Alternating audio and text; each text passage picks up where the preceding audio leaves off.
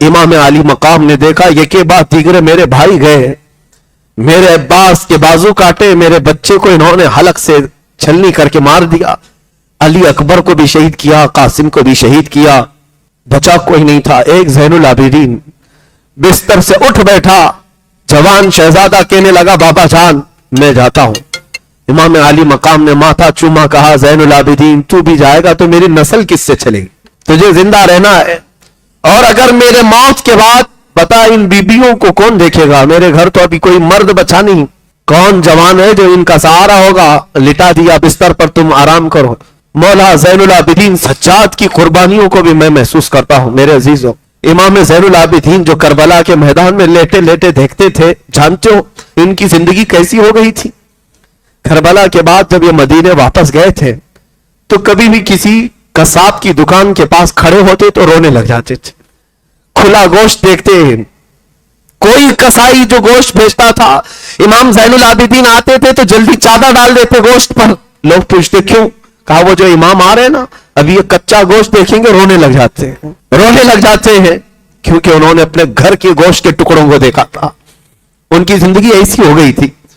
امام زین العابدین نے ایک بار ایک کسائی کو بلایا اور پوچھا تم جانوروں کو کیسے ذبح کرتے ہو؟ کہا قبلہ رخ لٹاتے ہیں، پانی پلاتے ہیں، پڑھتے ہیں اور پھر ذبح کرتے ہیں۔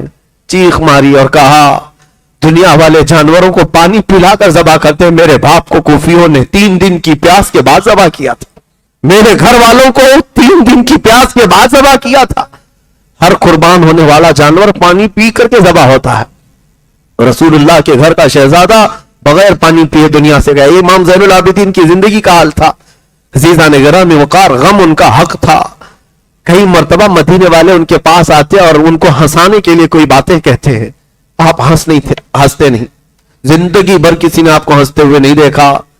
لوگ کہتے غم ہو گیا، کبھی تو مسکرائیں۔ امام زین العابدین کہتے تم اس سے ہنسنے کی امید رکھتے ہو جس کے سامنے اس کے باپ کے ٹکڑے ہیں، اس کے بھائی کے ٹکڑے ہیں، اس کے گھر کی عورتیں بے آبرو ہو گئیں، تم اس کے ہنسنے کی امید رکھتے ہو۔ لوگوں خیر کرو، شکر کرو کہ آنسو نکلتے ہیں، یہاں تو خون نکلنا چاہیے۔ یقیناً ان کے گھر پر جو حالات آئے، میں سمجھتا ہوں دنیا میں کسی اور کے پاس ہوتے تو اتنا بڑا امتحان نہیں دے سکتا تھا۔ امام حسین عظیم اس قائد کو لاکھوں سلام۔